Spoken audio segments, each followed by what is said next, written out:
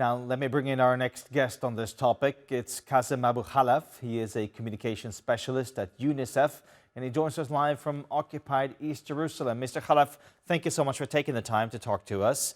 In your view, how big of a problem is this for young people in occupied West Bank in terms of not being able to go to school because of Israeli military operations? It's really a significant issue. It's not that simple. If you compare it to the situation in Gaza, you would say it might be calmer in the West Bank. It's actually not. It's a protracted emergency, and thousands of students are not going to schools. It's the militarized operation in the West Bank, in north of the West Bank, in Jenin camp, Nur Shams and Tulkarem camp, and as well Far'a camp at a certain point. It has been going on for around 100 days now, which is so long, and education has been indeed disrupted. What are you expecting from children that are not having their very basic right to education? I happened to be passing by next to Tulkarem and Nur Shams camp only yesterday. I know these camps very well, having worked with UNRWA for so long. They don't look the same anymore.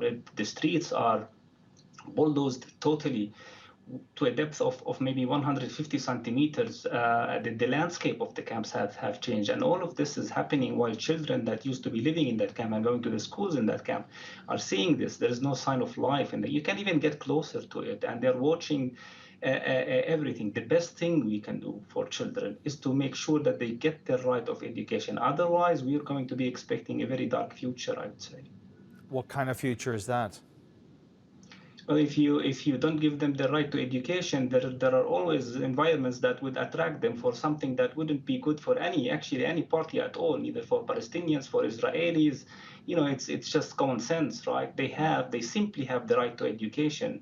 Why are 12,000 children having a disrupted education for about 100 days so far?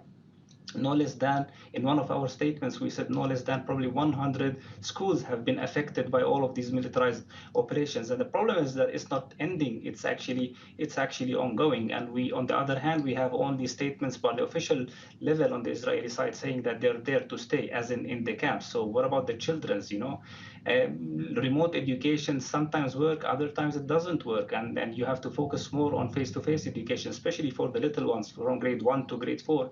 That's not always happening. So we need things to be put back on track, if you know what I'm saying. Mr. Khalaf, you describe these bulldozed streets and the way these places no longer are what they used to be. Do you think that this is what the Israelis want, that they actually want to disrupt education for these young kids?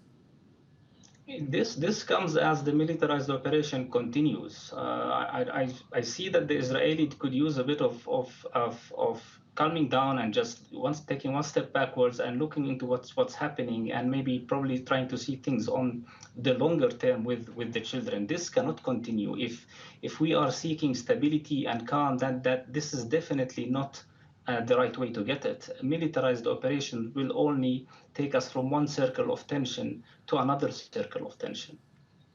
Mr. Khalaf, thank you so much for joining us on TRT World to talk about this very important issue.